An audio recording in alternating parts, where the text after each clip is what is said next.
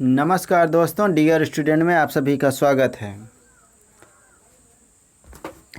आप सभी जानते हैं कि जो RO का परीक्षा 1 अगस्त को होनी है, उसमें 140 क्वेश्चन GS और 60 क्वेश्चन हिंदी आती है।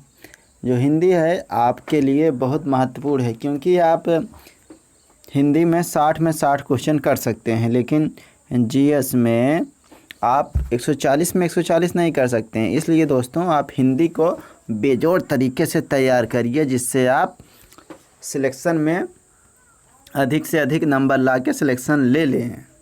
चलो दोस्तों शुरू करते हैं। आज हम 60 क्वेश्चन हिंदी के कराएंगे, जो बहुत महत्वपूर्ण होंगे आपके लिए। आप देखिए आप कितने क्वेश्चन सही कर पाते हैं। आप वीडियो रोक के चेक करिएगा कि कितना क्वेश्चन सही हो रहा है। दोस्तों हम आपको थोड़ा फास्ट कराएंगे, क्योंकि आप इसे रिवीजन करिएगा, इससे आपका जो क्वेश्चन है रट जाएगा। आपको पता है कि सिर्फ 6 चैप्टर में से ही क्वेश्चन पूछा जाता है, जिसमें से 10-10 सवाल होते हैं। चलो दोस्तों शुरू करते हैं। थोड़ा हम फास्ट कराएंगे, जिससे आपका टाइम भी ना ज़्यादा लें और क्वेश्चन भी जल्दी हो जाए। शुरू करते हैं दोस्तों। नंबर 1 क्वेश्चन है, 1 किलो चीनी लाओ। वाक्य में विशेष है, आपको बताना है कि इसमें से विशेष से कौन सा शब्द है। आपको पता है कि जिसके बारे में कुछ कहा जाता है या बताया जाता है वही विशेष से होता है। इसमें 1 किलो क्या लाओ? चीनी लाओ, यानी विशेष से क्या है? चीनी। ऑप्शन नंबर सी सही है दोस्तों। कुसुम बहुत तेज चलती है। इसमें बहुत तेज यानी बहुत के बारे में आपको बताना है क्या है। बहुत यह क्रिया विशेषण है दोस्तों, क्योंकि तेज की विशेषता बता रहा है। बलशाली क्या है? बलशाली कैसे शब्द है? बलशाली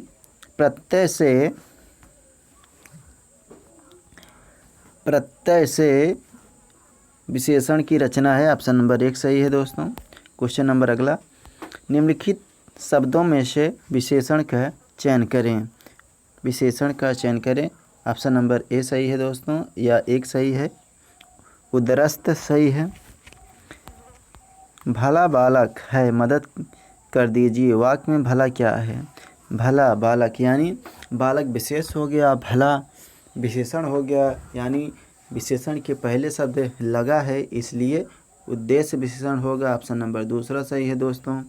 क्वेश्चन नंबर अगला, विशेषण के आधार पर शुद्ध वाक्य का चयन करिए। इसमें आप देखिए कि उस छोटे बालकों को बुलाइए, ये तो गलत है। उन छोटे बालक को बुलाइए, ये भी गलत है दोस्तों। उन छोटे बालकों को बुलाइए, यही सही है दोस्तों। ऑप्शन नंबर 3 सही है।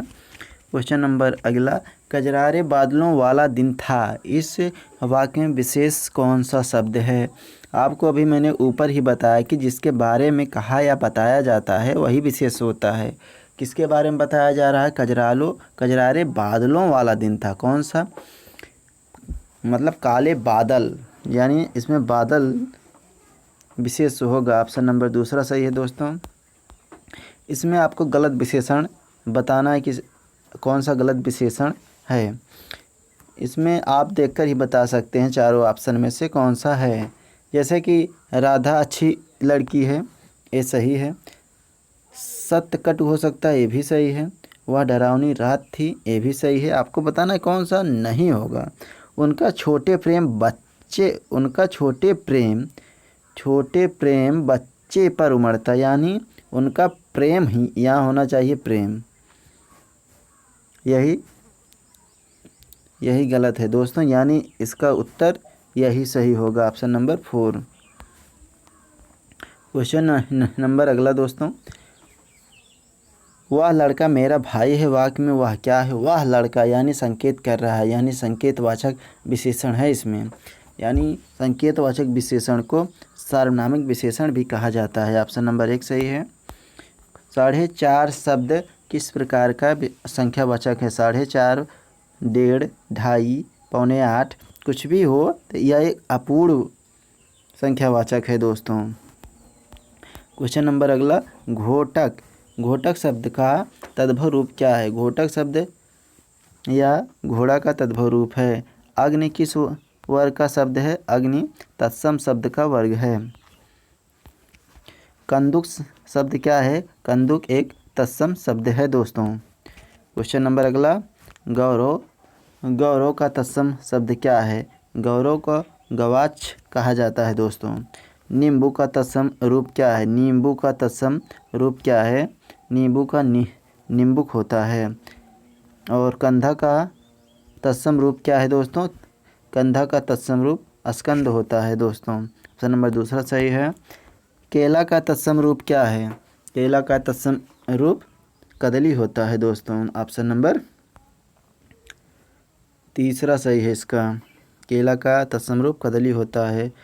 इनमें से कौन सा शब्द देशज है? देशज में जो हम लोग गांव देहात में बोला जाता है लगभग वही देशज होता है। जैसे लोटा, बाल्टी, बाल्टी तो नहीं, खिड़की, गोड़ इत्यादि। साड़ी का तत्सम रूप क्या होता है? साड़ी का तत्सम रूप सटक्या होता है। चिड़िया, चिड़िया शब्द क्या है? चिड़िया शब्द यह एक तद्भव है। इसका तत्सम रूप चटक्या होता है दोस्तों। आपको शुद्ध वाक्य का चयन करना है। अपराधी को न्यायालय द्वारा 2 वर्ष की सज़ा दी गई है। ऑप्शन नंबर पहला सही है दोस्तों। क्वेश्चन नंबर अगला, निम्न में से कौन सा वाक्य शुद्ध है? आलोचना जगत के आप अत्यंत प्रतिष्ठित रचनाकार हैं। ऑप्शन नंबर 1 सही है दोस्तों। क्वेश्चन नंबर अगला, निम्नलिखित में से कौन सा वाक्य शुद्ध है? वह स्वाभाविक होकर पत्र लिखते थे, ये गलत है। वह स्वाभाविक से पत्र लिखते हैं, ये भी गलत है। ऑप्शन नंबर 3, वह स्वाभाविक रूप से पत्र लिखते हैं, यही सही है दोस्तों। क्वेश्चन नंबर अगला, इसमें भी आपको शुद्ध का चयन करना है। ऑप्शन नंबर 1, क्योंकि बड़े नोट जारी करने वाले करेंसी आपस में ही भुनाए जा सकते हैं, ये गलत है क्योंकि यहाँ चूंकि का प्रयोग हुआ है। यहाँ चूंकि का प्रयोग नहीं होना चाहिए था। जबकि बड़े नोट जारी करने वाले करेंसी आपस में ही भुनाए जा सकते हैं, तब भी यहाँ गलत है। यद्यपि बड़े नोट जारी करने वाली करेंसी आपस में ही भुनाए जा सकते हैं, तथापि यही सही है दोस्तों। क्वेश्चन नंबर अगला दोस्तों, इसमें भी शुद्ध का चयन करना है। उसने हमारे यहाँ मिठाई और दही खाया, ये भी गलत है, ये गलत है। उसने हमारे यहाँ मिठाई और दही खाई, ये भी गलत है। उसने हमारे यहाँ मिठाई और दही खाए, ये सही है दोस्तों। ऑप्शन नंबर 3 सही है। क्वेश्चन नंबर अगला, शुद्ध वर्तनी का चयन करना है। इसमें ऑप्शन नंबर दूसरा सही है। क्वेश्चन नंबर अगला दोस्तों, शुद्ध वर्तनी का चयन इसमें भी करना है। इसमें भी ऑप्शन नंबर बी सही है दोस्तों, आकस्मिक होता है। इसमें भी शुद्ध वर्तनी का चयन करना है। इसमें भी भागीरथी होगा दोस्तों, ना कि ऑप्शन नंबर बी वाला। शुद्ध वर्तनी का चयन इसमें भी करना है दोस्तों। इसमें भी कार्यशील होगा, ना कि क्रियाशील, ना क्रियाशील होगा। इसमें भी आपको शुद्ध का चयन करना है। इसमें भी सम्मिलित होगा दोस्तों। सेना का पर्यायवाची का चयन करना है। सेना का पर्यायवाची होता है अनेक होता है दोस्तों। होंठ का पर्यायवाची कौन सा शब्द नहीं होगा? होंठ का पर्यायवाची अष्ट नहीं होगा, अष्ट माने 8 होता, आप सभी जानते हैं। अनुचर का पर्यायवाची कौन सा नहीं होगा? अनुचर का पर्यायवाची निर्जर नहीं होगा, बाकी सभी होगा तीनों। बीड़ा पाड़ का पर्यायवाची शब्द कौन है? हम सभी बचपन से पढ़ते आ रहे हैं, बीड़ा पाड़ सरस्वती को कहा जाता है। क्वेश्चन नंबर अगला, कंचन। कंचन शब्द का पर्यायवाची शब्द है। कंचन मतलब होता है सोना और कनक माने सोना होता है। निशाचर का पर्यायवाची शब्द कौन सा है? निशाचर का पर्यायवाची रात्रिचर होता है। ऑप्शन नंबर दूसरा सही है। क्वेश्चन नंबर अगला दोस्तों, कामदेव का पर्यायवाची शब्द कौन सा है? कामदेव शब्द का पर्यायवाची अनंग होता है दोस्तों। ऑप्शन नंबर दूसरा सही है। निम्नलिखित में से कौन सा शब्द पृथ्वी का पर्यायवाची शब्द है? पृथ्वी का पर्यायवाची शब्द मेदिनी होता है दोस्तों। क्वेश्चन नंबर अगला, निम्नलिखित शब्दों में से अग्नि शब्द का पर्यायवाची शब्द नहीं है। अग्नि शब्द का पर्यायवाची अनिल नहीं होता है। अनिल का मतलब हवा होता है दोस्तों। सर जो कि सरोवर का पर्यायवाची है। यदि सर के प्रथम वर्ण में सा के स्थान पर तलव्वी सा का प्रयोग किया जाए तो उसका क्या अर्थ होगा? यानी जो सर लिखा है उसके स्थान पर ये सर लिखा हो तो इसका अर्थ होता है बाण होता है दोस्तों। क्वेश्चन नंबर अगला, एक देशी का विलोम क्या होता है? एक देशी का मतलब एक देश से संबंधित, यानी सर्वदेशी यानी सभी देश से संबंधित विलोम है इसका। शाश्वत का विलोम क्या होता है? शाश्वत का विलोम नश्वर होता है दोस्तों। मौखिक का विलोम क्या होता है दोस्तों? मौखिक का विलोम लिखित होता है। गुप्त का विलोम क्या होता है? गुप्त का विलोम होता है ज्ञात होता है दोस्तों विलोम। जंगम का विलोम होता है स्थावर होता है दोस्तों। कल्पना का विलोम क्या होता है दोस्तों? कल्पना का विलोम यथार्थ होता है दोस्तों। उद्दत का विलोम क्या होता है? उद्दत का विलोम नम्र होता है दोस्तों। ऑप्शन नंबर 1 सही है। उन्मीलन का विलोम क्या होता है? उन्मीलन का विलोम निमीलन होता है दोस्तों। क्वेश्चन नंबर अगला, सहोदर का विलोम आपको बताना है। सहोदर का विलोम क्या है? सहोदर का विलोम अन्योदर होता है। ऑप्शन नंबर 4 सही है। राष्ट्रभाषा के लिए बिना गूंगा है। राष्ट्रभाषा के बिना राष्ट्र गूंगा है। आपको गूंगा का विलोम शब्द बताना है। गूंगा का विलोम वाचाल होता है दोस्तों। वाक्यांश के लिए एक शब्द का चयन करना है। जिसे पार करना कठिन हो उसे दुर्गम कहा जाता है। जो बहुत अधिक काम करने वाला है उसे क्या कहा जाता है? उसे कर्मठ या कर्मठी कहा जाता है, जो अधिक काम करता है। क्वेश्चन नंबर अगला, आवश्यकता से अधिक वृष्टि होने पर उसके लिए कौन सा शब्द उपयुक्त है? आवश्यकता से अधिक वर्षा होने पर उसके लिए अतिवृष्टि का प्रयोग किया जाता है। जिसकी गर्दन सुंदर हो उसे क्या कहा जाता है? उसे सुग्रीव कहा जाता है।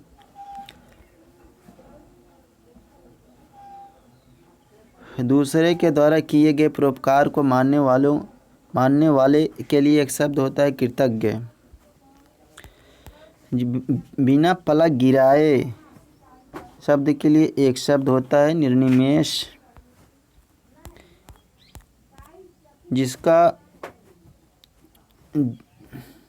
जिसका वर्णन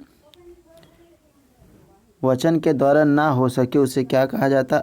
अनिर्वचनीय। जो सरलता पूर्वक प्राप्त किया जा सके उसे क्या कहा जाता है? क्या कहा जाता है? सुलभ। जो सरलता पूर्वक प्राप्त किया जा सके। जो पहले कभी नहीं सुना गया हो उसके लिए एक शब्द अश्रुतपूर्व। जो शत्रु की हत्या करता है उसे क्या कहा जाता है दोस्तों?